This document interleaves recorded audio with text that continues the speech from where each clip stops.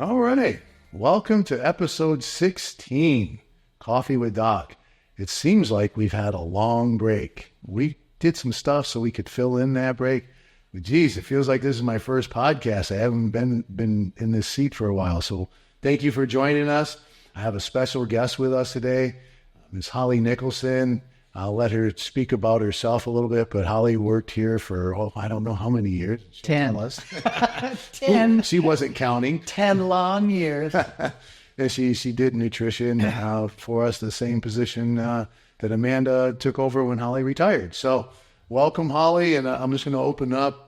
Give us a little background as far as your experience in medicine and then your experience kind of with Ageless and what you did, and I will tie it in with your hormone experience for yourself. Okay, great.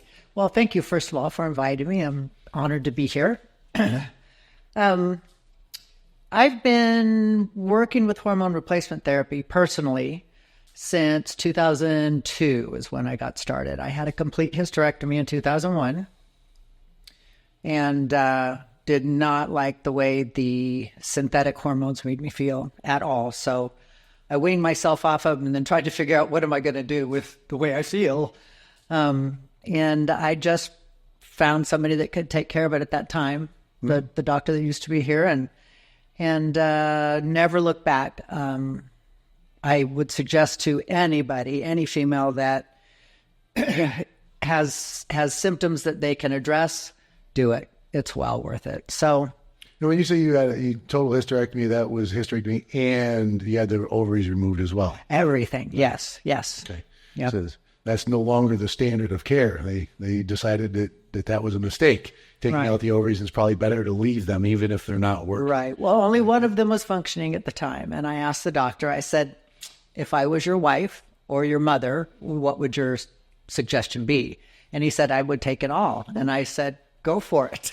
back then, that was the science, right? Sure. And we've progressed and learned a little bit more. So that's interesting. So you've been on hormone replacement now. It's over 20 years. Well over 20 years. Yeah. Okay. And I feel great. I sleep well. I have energy. I have stamina. I still enjoy going to the gym. I enjoy a lot of other activities that I also enjoy having a healthy, fit body that I know most women at 65, 64 years old look in the mirror and go, ugh, I don't like the way I look anymore. Well, you can do something about it, Yeah. I mean, it's beautiful because, obviously diet and exercise has been an integral part of your life. So it wasn't something that was new and had to be implemented. And you had a career that required you to be very demanding, top shape. So for those of you that don't know Holly, she retired as a firefighter, paramedic, engineer. She ran the gamut in the fire department. 20 years, and had to keep up with the big dogs and did so and made a lot of them chase her. As far as, that level of physical fitness. So, and then she was affectionately known in the department as the food Nazi. Right.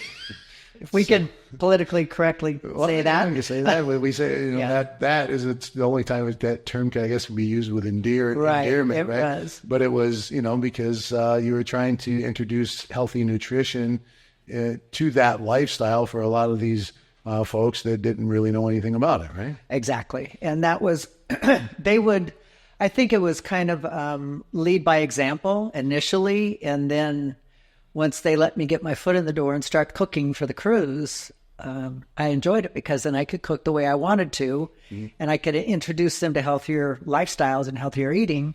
Then before I knew it, I'd have the crew going to the gym with me in the morning, and we just, we became a healthier, fitter, stronger, more focused unit, and it helped everybody all the way around. But I would, wag my finger at the people that would bring the cakes and cookies and stuff into the station. Christmas time had to be a lot of fun. Oh, no. I had to stay out of the kitchen. So, the one of the issues is what are the primary benefits of hormone replacement therapy for women? And so for you as an individual, let's just, kind of what benefits have you noticed from the beginning and throughout time? You have 20 years of exposure. Right. And to go from, I was a complete hormonal wreck after my hysterectomy and before that. And that happened about the time of 9/11. So in the fire service, having a divorce, getting a complete hysterectomy, everything going on at one time, it was a tough row to hoe, not having any hormones in my system. So I immediately felt the effects of the progesterone and the estradiol that I started taking. Small amounts of testosterone. I was younger then, so it just made my strength go up. It made my sleep better. It made my brain more focused, easier to, I don't know, I just felt sharper and didn't have that brain fog that I seemed to be running around in, that it was just like a big heavy cloud over my head that I couldn't even recognize that it was there until I started the BHRT and pushed away from it. Then I realized, what a mess I was, because I felt so much better, just so much sharper and clearer. Yeah, and that's kind of what we hear a lot from females here is that the biggest issue is that brain fog. It's lifted. You can think clearer, sharper, like I used to. Right. And able to perform my job better or be a better just human being. And that overall feeling of well-being is improved as opposed to that brain fog. And then, am I getting Alzheimer's? Is there something wrong with me? Exactly. That's in my mind. Right. That's a scary thought. Yes, absolutely. It is. And then, that brain fog is compounded by fatigue because of inability to sleep well because of the lack of progesterone. Then I wasn't sleeping at the time anyway, because I was, working 24-hour shifts, especially on the rescue. And it was a physical beatdown, more so because I wasn't getting the sleep than just the physical part of the job. I could handle that, but not being able to sleep on the job or off the job was tough. It was really tough for me.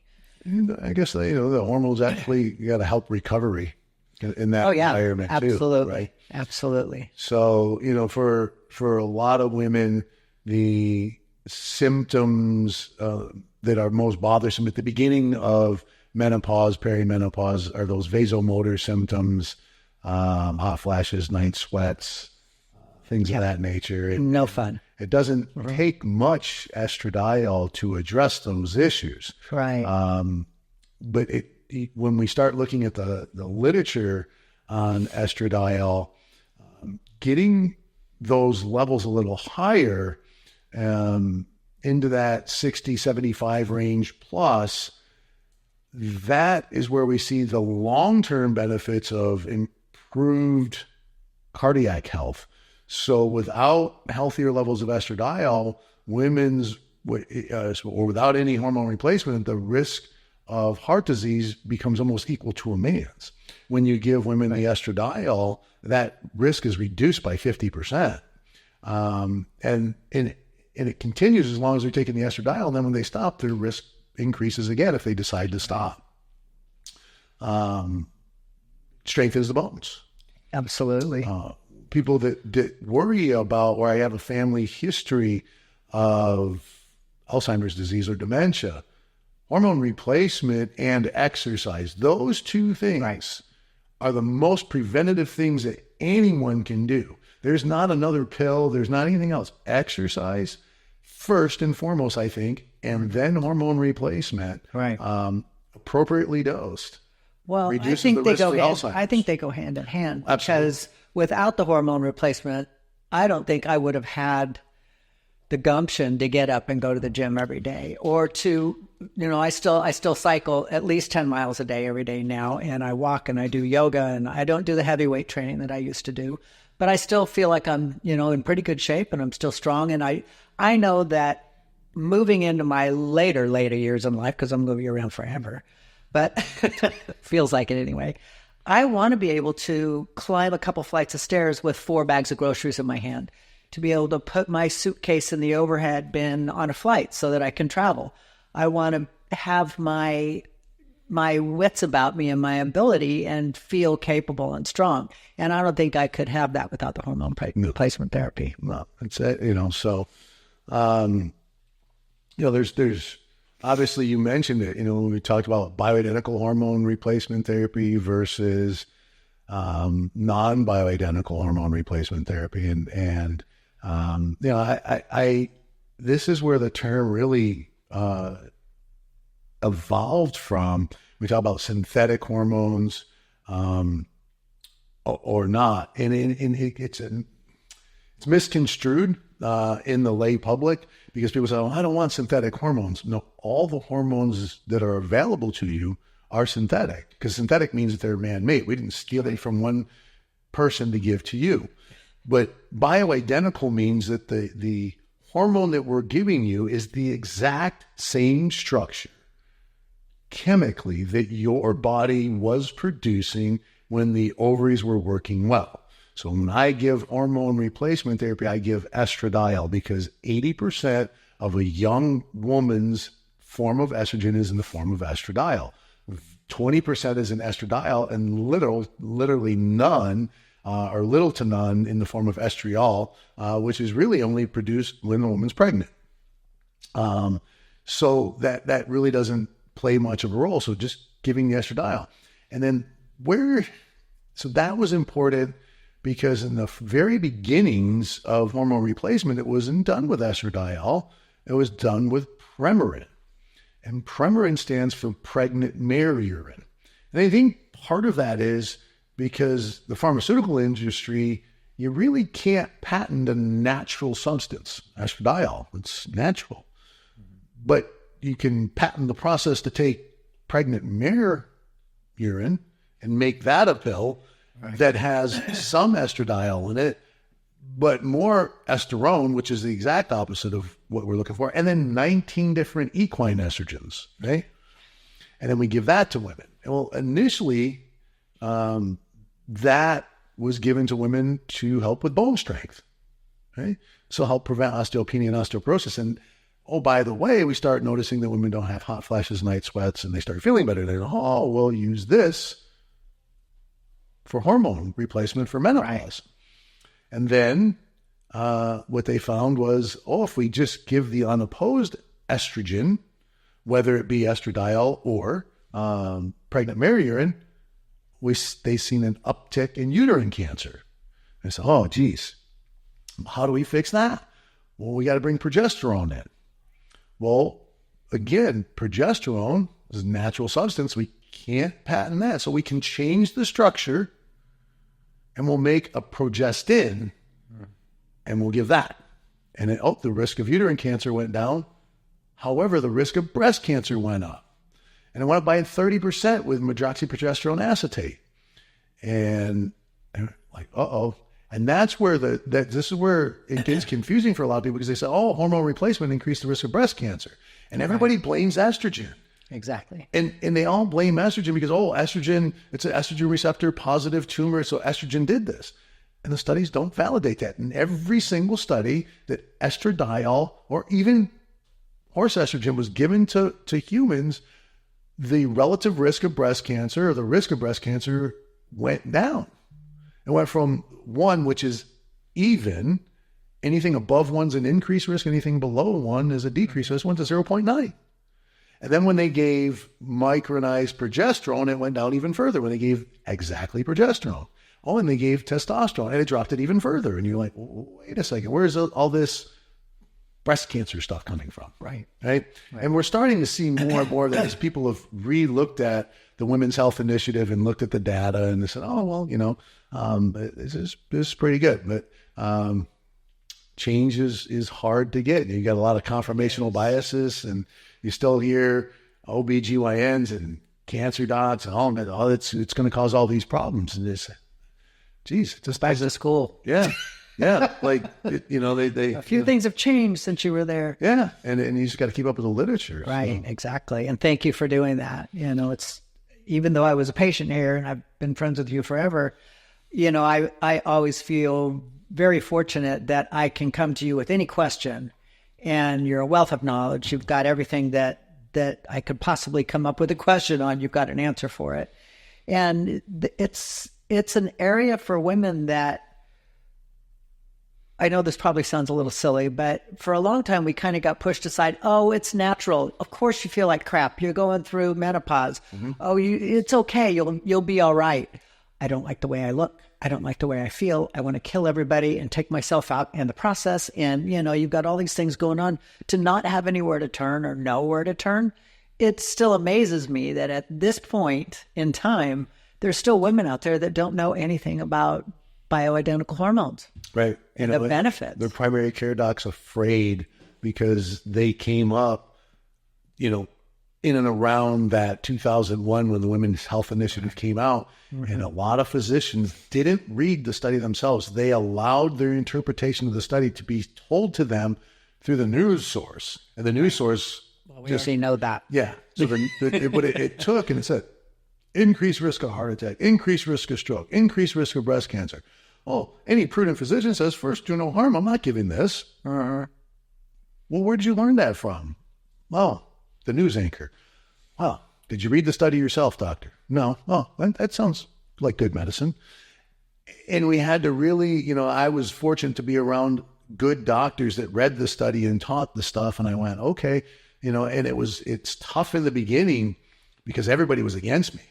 And I was just coming out of residency and training, really wanting to learn this stuff. And you got just outside of my world, physicians in the community going, oh, you're not a doctor, you're not practicing medicine. This is quackery. And you're like, no, there's the evidence based. And they're like, and they didn't read the evidence. It was just frustrating. But I was fortunate to find some real good practitioners and learn from some of the best that were the true pioneers in the area, right? And so all I do is kind of carry the torch for as long as I can and I've tried to teach young physicians this as well. And, I point people in the right direction to go learn it. So I know you like teaching your students when they come in here. Yeah, it's been a minute though. I haven't had a student in a while. You generally turn their heads in a different direction by the time they're done with their rotation here. Yeah, I have them critically thinking as opposed to just vomiting back verbatim what they read. Yeah, this is a great question. Is how long should women stay on hormone therapy? And as I love having you here for that. You've been on it for 20 years. When are you going to stop? Never. Oh, but until I cross the veil, it'll be in my nightly pill box every night. But ACOG and NAMS, American College of Gynecology, and North American Menopausal Society say they shouldn't do it for more than 10 years. So that's what they say. I understand that. And as long as I'm feeling good and I don't have any kind of issues coming up secondary to it, I will continue to take it. But I take vitamins every day too, right? And supplements, right? So, your retort to that of why do they say that is perfect, because I ask myself that because the data doesn't support that position, and last I heard they're kind of backing off of that a little bit. They're like, talk with your doctor about it and this and that. But they don't want to give that up. And it's just like, okay, so what do the studies show? Well, that the long-term use is beneficial. There's really no deleterious effects. The biggest thing was, well, is it going to increase your risk of breast cancer? I think one study showed that, after 10 years, there was a 10% risk increase over the people that had never taken hormones and the people that did take hormones. They were 10% more likely to get breast cancer. Okay, well, what was the relative risk to begin with? Oh, well, we'd seen breast cancer in 10 in 1,000 patients, and the people that took hormones, it went to 11, which is 10%. You're like, are you frigging kidding me? So that's your 10%. So it went from 10 to 11 in this group, and then you're holding on to that. That is not statistically significant. When you look at the number 10%, you go, oh, but was it really that, could it have been the other way around? It very well could have. Went out of how many people. But to reiterate, the quality of my life is what's important to me. longevity is going to be there anyway, because I do so many other things to take care of myself. I watch my diet and I exercise and everything, but the quality of life and the ability to function mentally, physically, everything that I want to do is at my fingertips whenever I want to do it. That's what's important to me. You know, there's risks in everything you do, and I'm not poo-pooing the risk of breast cancer, because I feel, you know, terrible for anybody that's ever had to go through it. Sure. And it's a horrible thing to have to experience. But I don't think I would change any of my thought process on it based on those findings, or they were wrong before. Well, you know, Could be wrong again. well, to that point, I mean, it was, you put it in perspective. You say, okay, 10%, but that really went from 10 to 11. Now you go, okay. And I'm not downplaying breast cancer at all, but it's not the hormones that's creating it. For most women that end up, not all, but just in general, let's just take cancer in general. It generally doesn't happen to the healthiest of people. It can, and it does, but not in general terms. Generally, it's less healthy people. Diabetics have 2 to 3-fold risk increase for all types of cancer, depending on the type that you're looking at. So, you know, obesity and insulin resistance kind of go hand in hand. Metabolic syndrome. Then you add in smoking. So if you have a cancer promoting lifestyle, right? Well, Drinking alcohol.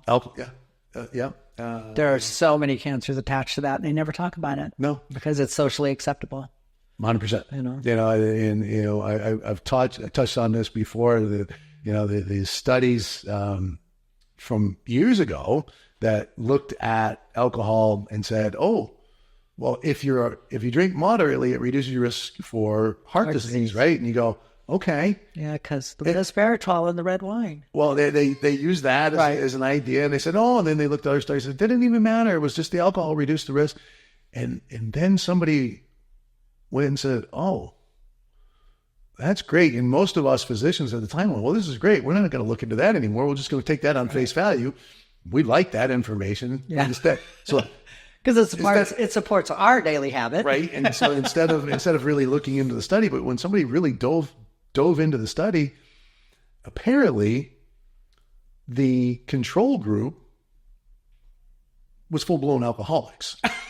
And it was probably a study that was funded by the American Alcohol Association. Right. So if you have people that drink all the time and in excess, and you have somebody who drinks just moderately, well, the person who drinks moderately is healthier. Oh, no shit. Right? Right. And then they said, oh, well, let's redo this study and look at people who never drink. And then they found there's no benefit to alcohol. Right. You're actually worse. So what is a poison? It's all in the dose. Exactly. Right? So exactly. If you choose to drink alcohol, you're choosing to take in a poison, and to what degree you choose the dose. That's right. If you choose not to, that's great. You think about the reason I feel loopy from it, or relaxed, or goofy, or giddy, or however you want to describe it. It's the effects of the poisons kicking in. Yeah.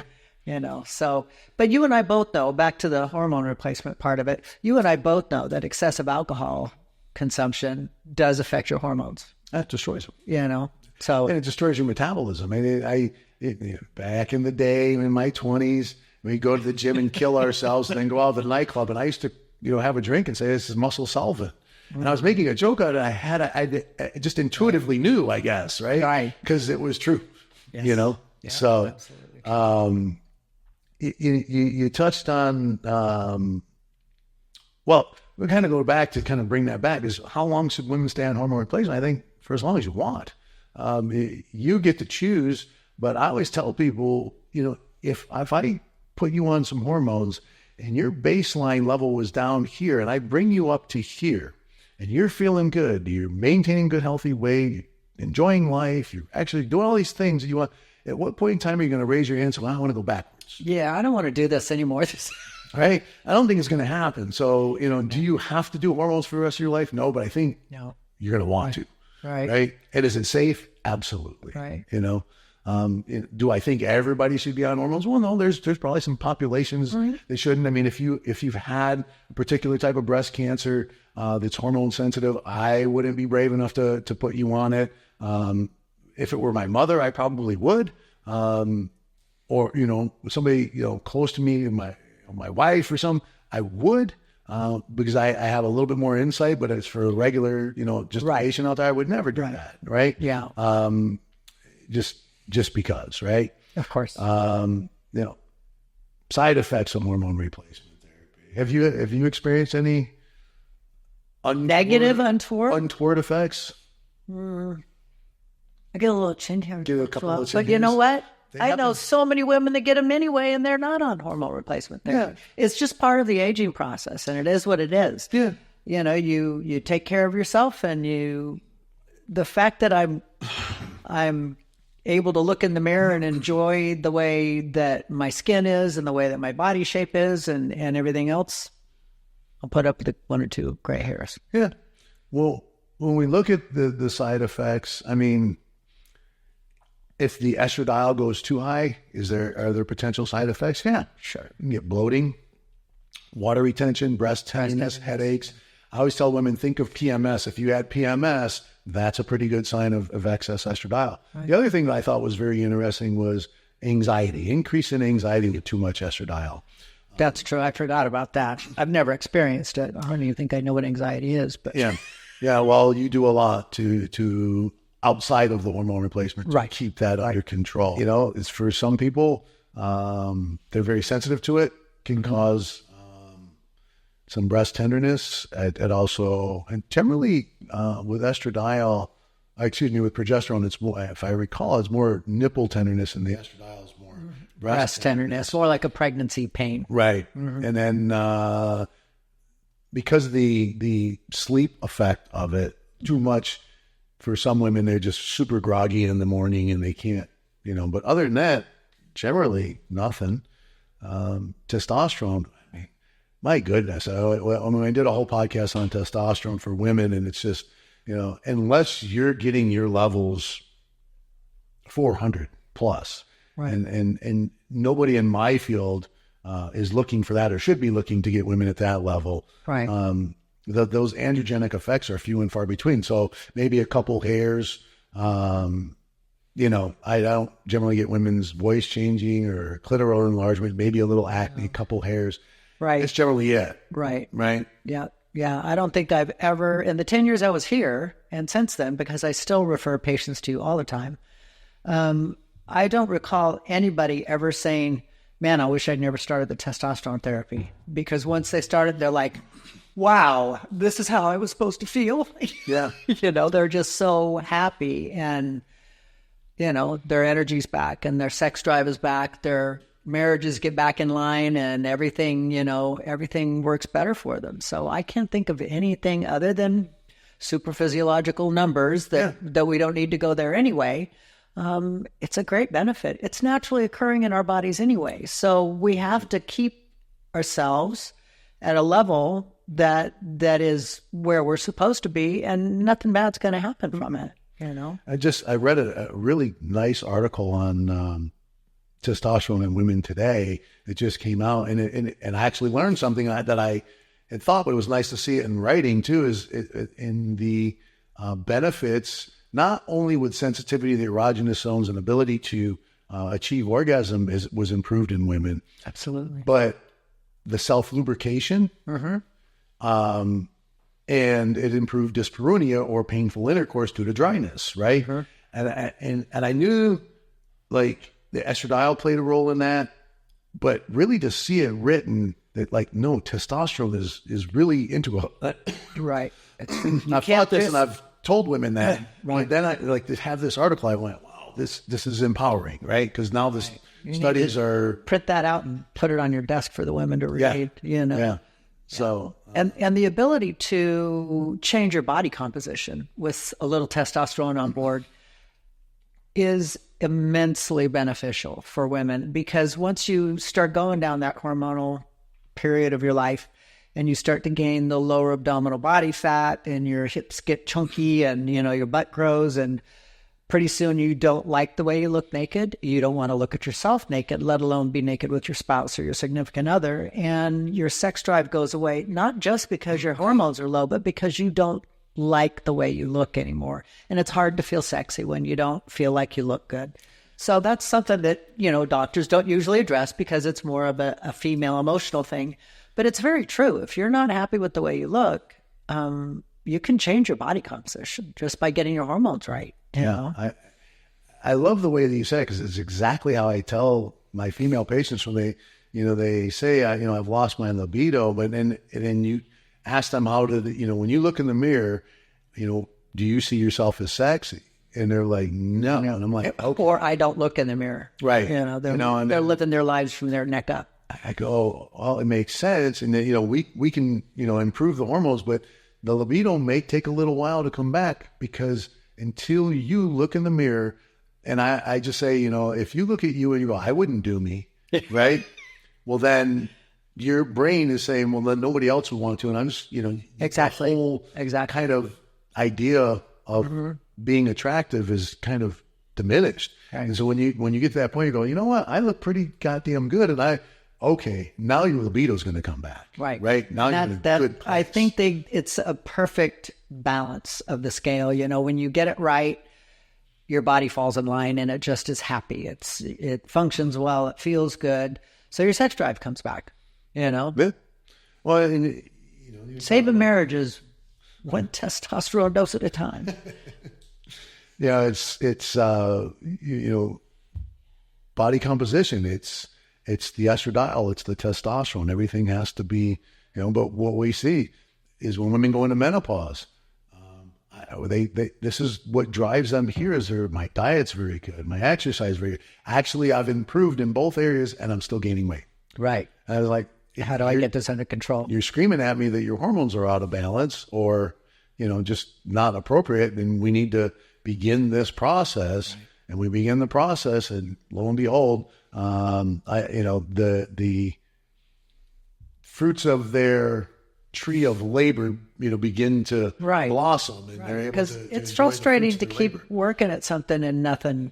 Yeah, the return of investment. You're not going to keep putting money in something and you get no return. You shouldn't. Yeah, exactly. So, mental health and mood, I think, kind of touched on that. Kind of covered that, yeah. You know? It has. I mean, I'm a true believer, and I don't think that there's any way that I would go back, like I said, but the mental health, the loss of the brain fog, and the ability to be a better critical thinker, and your brain is stronger. Yeah. You know? The question is, you know, kind of talk about cortisol, you know. And when I first started this, I was a big fan of the belief that there was, you know, adrenal fatigue and this stuff. And then the more I've looked into it, it really doesn't exist. Not when you have your diet and your exercise right. Yeah. And that's the key, to get them right. Mm-hmm. Not just do them. Well, I see, and I've listened to a lot of other experts in this area talk about, especially with women, that they're really having a tendency to overtrain. Mm-hmm. They're going to these CrossFit classes and things like this, and they're not really in a position to push their body to that level, and the cortisol goes up, and then that creates water retention and weight gain, and they just keep going, and they figure, oh, if I work harder, and they're overtraining, and they're just putting themselves in this kind of... And you're straining your joints and your connective tissue and everything else that goes along with it, and it becomes a vicious cycle. It's hard to find a balance between achieving the reward you're looking for and knowing what's right and what's not right. So once you get your diet right, once you get your exercise right, and everybody's different with that. So it takes, you know, invest in your health, invest in yourself. Spend some time with a nutritionist, spend some time with a trainer, or get a friend that will train with you. Don't just follow the latest fad and join a CrossFit gym or whatever, because it's not for everybody. It's very few people whose body can handle that for more than a year or two at a time. Yeah. I always thought. And we've seen the effects of that here. I thought as a physical therapist or orthopedic surgeon that started that, just like I think it's been cardiothoracic surgeon that came up with fried mozzarella sticks. Probably. For a veterinarian that came up with Shar-Pei dogs. Thyroid and metabolism. Well, listen, you got to get up. When a woman goes into menopause or perimenopause, you got to balance those sex hormones. But thyroid it's the main metabolic hormone. This is what gets the mitochondria working. It's the thyroid hormone. It's, kind of regulating metabolism. It's interesting for me because I've been doing this for years, and we're taught in medical school, just check a TSH, and if the TSH doesn't go above this level, then the thyroid's fine. And it really just disregards all the symptoms that are associated with it. I've heard, I get a lot of patients where my other doctor said my thyroid labs look great, so it's not my thyroid. I'm like, But when I ask you your symptoms, you're just giving me pretty much every symptom of hypothyroid. Mm-hmm. And so it's more than just TSH. And they say, my doctor checked T4, and that was normal. Okay. Did they check T3, which is the active form of thyroid? Right, which you have to be able to convert that. Right. If you can't convert T4 to T3, it doesn't really work very well. And then the thought process that was taught to me was that the body will convert T3 as it sees necessary, right? And so we don't really have to check that. And that's a great thought, but that's assuming that the system is functioning appropriately. Right. And so if you're telling me that you had to put the patient on Synthroid T4, and now you're telling me that the body's going to automatically convert it to T3, well, it doesn't make sense because you just told me the system was broken. And now you're relying on the system to work so it didn't make sense. Right. So I always check T3, and then, for me, it was an epiphany and talking with other clinicians, and, you start looking and you go, well, man, everything's falling in the quote unquote normal lab ranges. But this person has all these symptoms. So what's going on here? Well, it's not their thyroid. No, let's not dismiss it so quickly.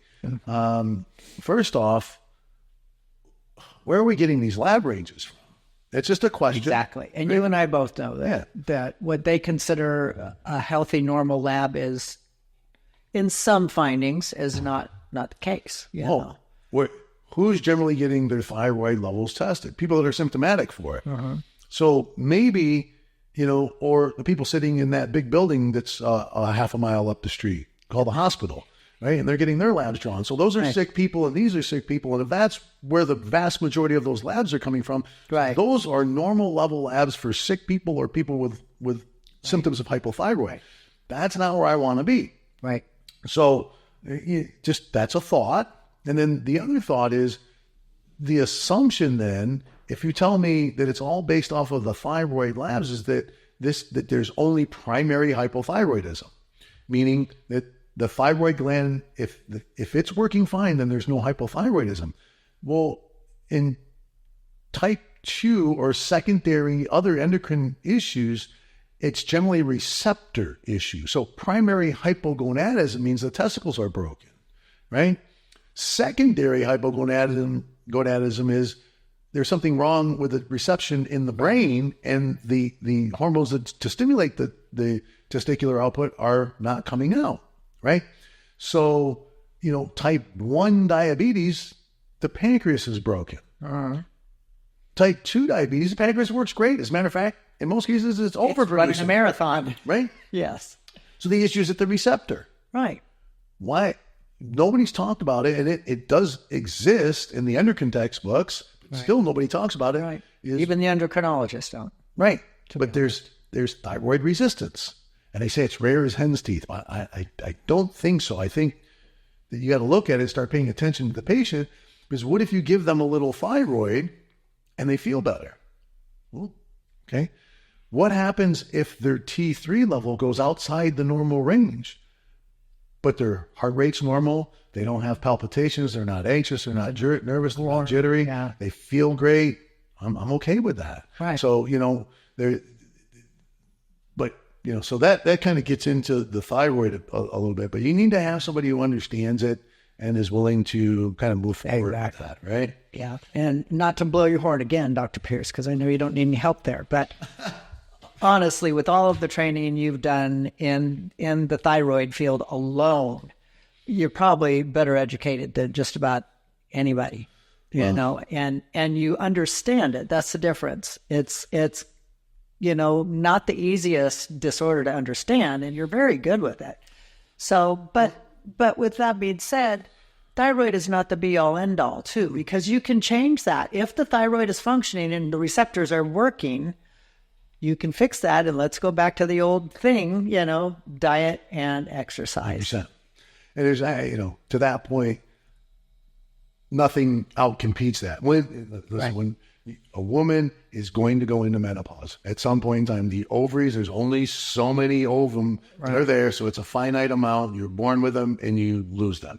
When they're gone, the ovaries retire. When they retire, the estradiol level drops off to nothing, progesterone drops off to nothing, and testosterone drops off to nothing. So we need to really replenish those hormones to a healthy level. And in doing so, there's a plethora of benefits. It's body composition, so decrease in body fat, improvement in lean muscle mass, the mood, women feel better, their overall feeling well-being's better, their memory's better, risk factors for heart disease, for osteopenia, osteoporosis, for dementia, for metabolic syndrome. All of these things are all improved, in a positive direction. Absolutely. Right? Well, we covered a lot of these questions, right? We did. So because we both chat a lot. My levels are now healthy. How come I'm not losing weight? Well, it could be a plethora of things, but I generally would look at the diet. Right. It's that's generally where that goes. I'm still not sleeping and I'm on progesterone. Well, first off, are you taking enough? That may be an issue. There's a lot more to sleep than just progesterone. Absolutely. Right? Sleep is an elusive thing that you have to have everything in line for it to work right. But yes. I tell patients this, and so I will share it on the podcast. You need to have a good sleep hygiene. One of the places I direct people to is if you go to hubermanlab.com and the tools for sleep. Just put in tools for sleep. I listen to Dr. Huberman's podcast. He doesn't sponsor me, but I got nothing from telling people this, but that's my go-to, because if you follow those rules and you got your hormones balanced, 9 times out of 10, you're going to sleep well. Right. And if not, then, maybe something more needs to be looked into, but I would work on the sleep maintenance stuff. Obviously, improvement in exercise to fatigue yourself and, that kind of stuff. But I love the last one because we already covered it. I still have no libido and my levels are normal. Well, that's... Stop treating the lab values for one thing. Right. And then let's start working on the other factors besides the hormones. If they're where they're supposed to be, let's work on everything. Self-esteem plays a role, and you might have great self-esteem. You might hate your freaking partner. You might, I think that's another episode. Right? But that could kill your libido. Right? Exactly. It doesn't matter how hot and healthy you look. Right. You might just not be attracted to that person. Yeah. It's multifaceted.